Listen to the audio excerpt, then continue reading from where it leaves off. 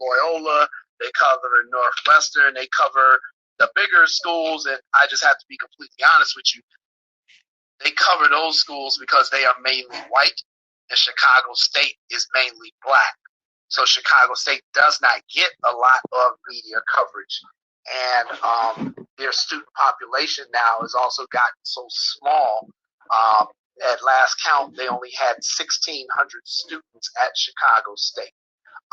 When I was a student there back in the late 90s, we had closer to probably 8,000.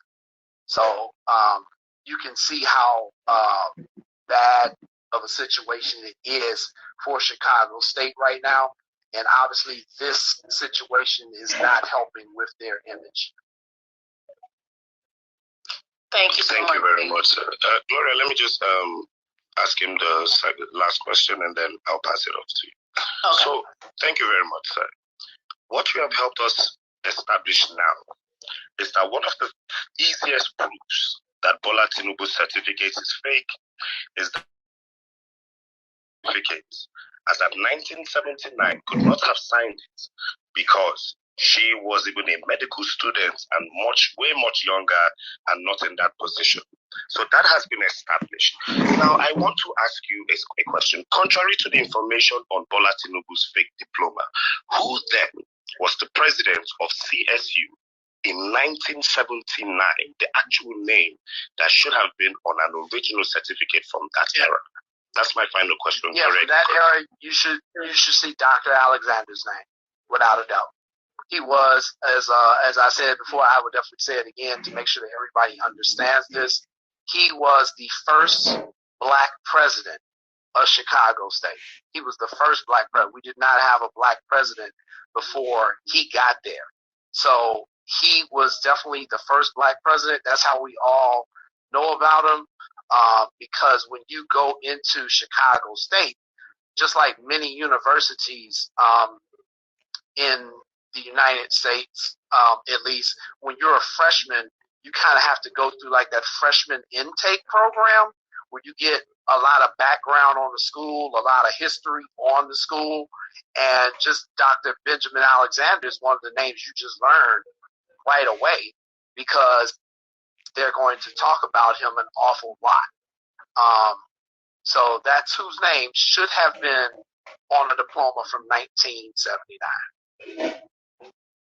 Thank you very much, Jerry. Now, during a recent interview, you mentioned that you weren't surprised that the sacked Chicago State University president is involved in Tinubu's certificate issue. Why did you express this sentiment? And could you specify the president's name, please? Dr. Elnor Daniel. Are you talking about the name that's on the fake certificate? The CSU president who was sacked. You mentioned that you weren't surprised that the CSU president is involved in Tinubu's certificate issue. I'm not. Do you remember expressing that you're not surprised that the president is involved in this certificate issue? That Nigeria's president? Oh yes. Oh, no. The CSU president, the Chicago State University. Well, no, I think that the university as a whole, not just the president. I'm not surprised that the university as a whole is not involved in this, and that is because the record keeping at Chicago State is not good. It's not good at all. It's complete chaos. So in the second story that I wrote a few days ago, I last week visited the university archives. The university archives is where you will have all the old yearbooks. You will have newspapers from the school. It basically, it's an archive in the history of the school. Well, when I went there, it was complete chaos. Stuff is all over the place. Nothing is in order. The old newspapers, for instance, are not being preserved correctly, so they are turning that yellow color. You know how your newspapers will turn yellow as they get older and they sit out in sunlight? You've got that going on.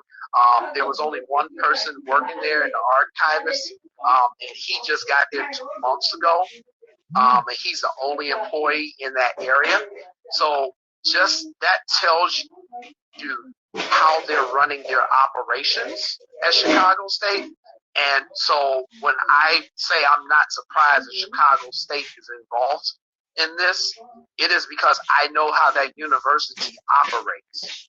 And it does not run the way a typical American university runs. It's very disorganized. It's got a lot of dysfunction, and you can blame that on the current board of trustees and the current president there, President Scott. But this is something that you see that goes from generation to generation with Chicago State. It's never really stable. Things are always done in the most difficult, arduous way. And so it does not surprise me that they would be somehow caught up, mixed up, involved in this thing, because there's been so much scandal there in the past. And I documented and posted that story today on just the number of scandals that I personally know about, or that I've personally written about. And for example, they just had one of their professors, who was also an interim dean.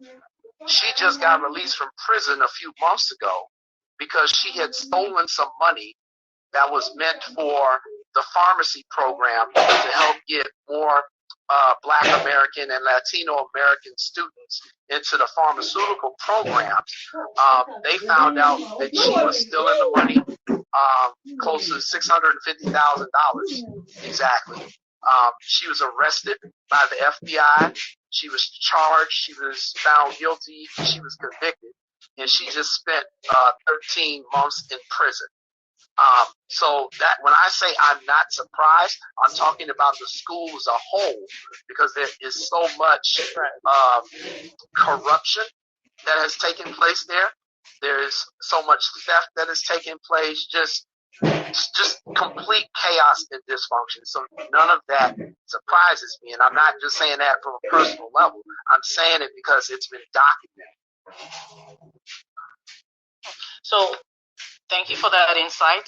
Are there other scandals and academic irregularities that CSU has been known for? Oh, absolutely. Absolutely. And that's one of the things that I wrote about today in my most recent article that people can read on jcoydenreports.com. The one I just dropped a little while ago.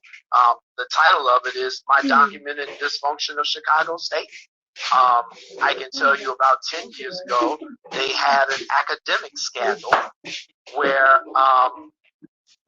there were some students, I'm not sure how many, but there was a significant amount of students who had a grade point average below 1.8. So according to Chicago State's own policies, they cannot just register those students into class the next semester.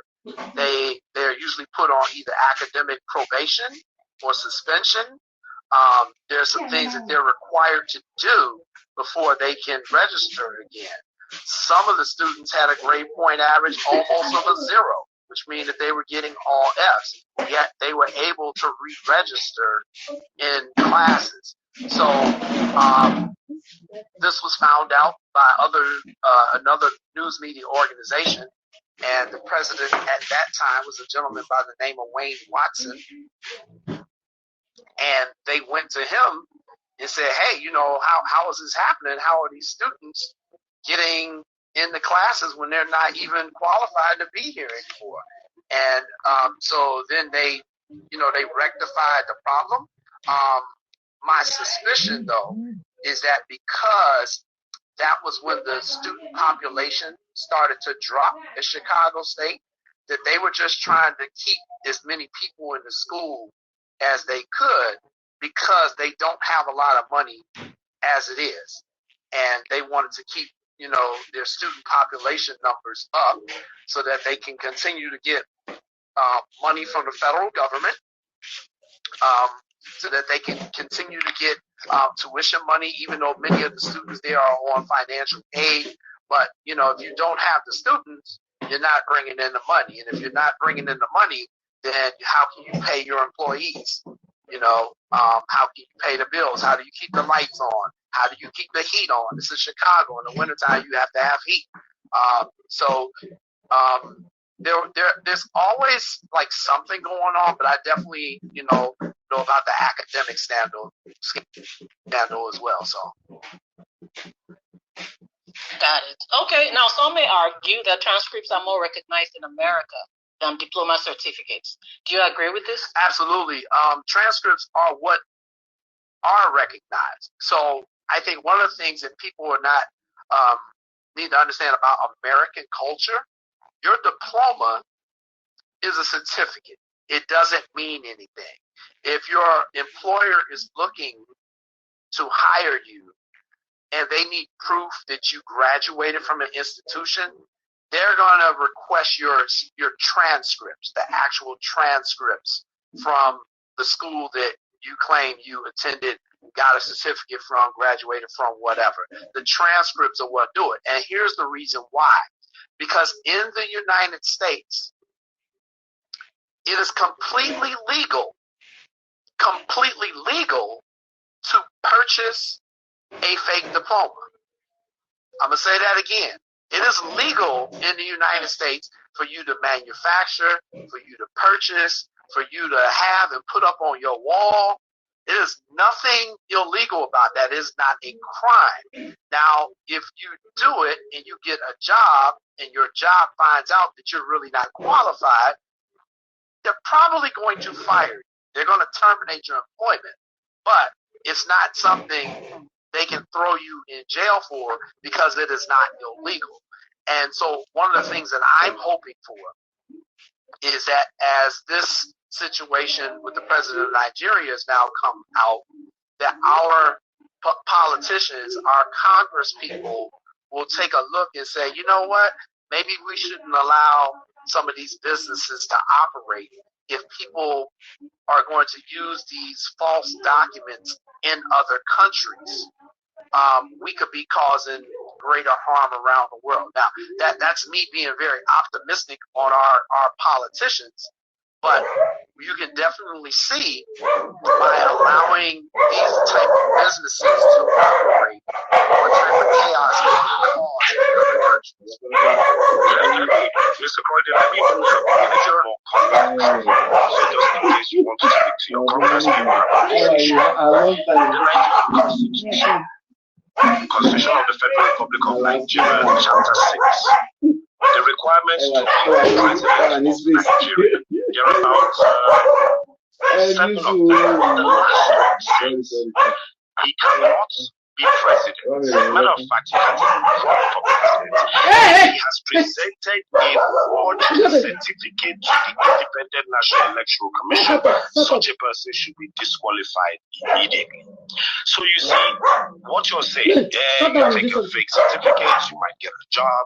It's not an arrestable offense. The job should sack you. Same thing, you took a fake certificate, you got a job. The president of the country, the entire country, the entire legal system of Chicago CSU is proven that the certificate is fake. The job should what? Disqualify and fire you, which is what you just said. So I need you to understand that when you're telling this to them, you need to put this out in context, that somebody went as far as running for the president of a country in Black Africa and break his way in. And this is why these things should really be addressed. I just hope to give you more context in your report. Thank you. Gloria, you have one more question. Okay, so I was actually going to ask you, you've clarified that it is legal for the